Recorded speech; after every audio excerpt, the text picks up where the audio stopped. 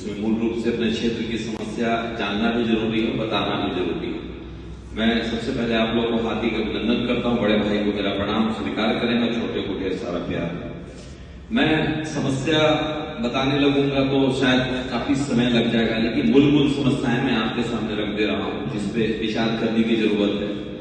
देखिए, सबसे पहले तो जीवन जीना जरूरी है, और जीवन जीने के लिए अपनी व्यवस्था से लोग जी लेता है, लेकिन आए दिन जिस प्रकार से घटनाएं हमारे क्षेत्र में घट रही है, हमारा खास करके गया जिला में आमस प्रखंड में घटनाएं बढ़ गई है।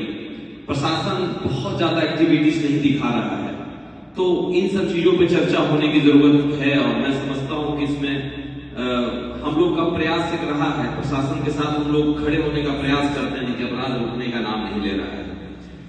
प्रशासन अगर चाहेगी तो अपराध रुक जाएगी, और जिस तरीके से प्रशासन कहीं कहीं किसी भी घटना में बहुत ज्यादा एक्टिविटीज नहीं दिखाती है, तो उसके मूल कारण ये होता है कि उनको लगता है कि चीजें आज घटी है, फिर कुछ दिन बाद बातों को बना दिया जाता है और घटनाएं बढ़ते जा रही है, समस्या का समाधान नहीं हो रहा है।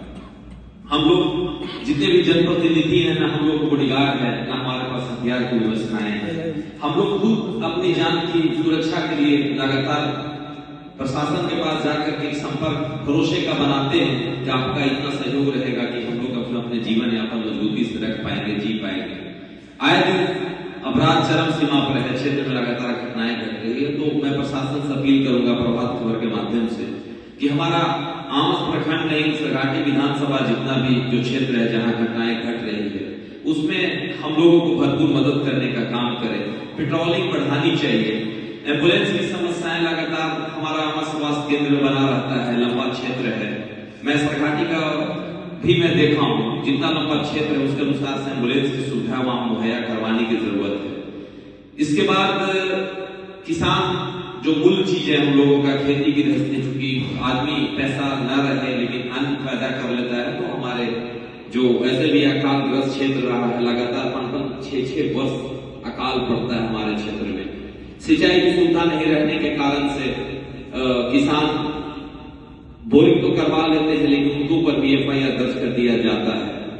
उनका सिर्फ और सिर्फ पेट पालन का एक ही साधन होता है, किसानी, और उस स्थिति में उनपे इतना बड़ा अमाउंट का FIR दर्ज किया जाता है, जैसे लग रहा है कि बहुत बड़ा मिलर का मालिक है और बहुत सारी मिल चला रहे हैं, इतना बड़ा उनपे, तो उनपे भी एक बार विचार करनी चाहिए कि भाई किसान कहाँ जाए। सिंचाई का सुविधा नहीं है, बोरिंग करवाता है, इसके बावजूद उस पे FIR उस तरीके का नहीं होना चाहिए। नॉर्मल एक FIR होनी चाहिए। समस्या है, चूंकि जीवन जीने के लिए भोजन की जरूरत है, किसान बोरवेल का सहारा लेता है, उसके लिए बिजली की आवश्यकता है, तो बिजली विभाग से भी हम अपील करेंगे उस पर इतना कार्रवाई सख्त ना करें। किसान हमारे भाई हैं, चूंकि उनका बहुत ज्यादा ध्यान रखने की जरूरत है। और कोयल नहर जो लगातार हम लोग को सपना बना हुआ है, कब आएगा, इसकी भी जवाब हम लोगों को चाहिए। ये सब समस्याएं हैं मूल जीवन जीने का। हर व्यक्ति हर चीजों से परिपूर्ण होने के बावजूद लगता है कि दूसरे का दुख देख करके लगता है कि अपनी समस्या है। तो मैं जो हमारे दिल में था, मेरी जानकारी में थी, मैं अपने क्षेत्र के बारे में आप लोगों के बीच में रखा हूँ। बाकी यहाँ हमारे बड़े भाई हैं, रणवीर भैया मुखिया जी हैं, बहुत अनुभवी पत्रकार महोदय हैं, हमारे साथी सरपंच साहब हैं, हमारे गार्जियन मुखिया जी हैं, और भी सभी बड़े भाई लोग, संजय बाबू हैं, इधर बहुत सारे युवा साथी आए हुए जो क्षेत्र में लगातार चीजों को देख रहे हैं। ना क्षेत्र हमारा अलग है, ना हम अलग है, ना इन लोगों की समस्याएं अलग है। बाकी कुछ जो मेरे जानकारी का अभाव है या मुझे बताने की जरूरत है, या हम लोग सबको पहल करने की जरूरत है, उस पर एक बार जो अपना राय रखेंगे। बहुत बहुत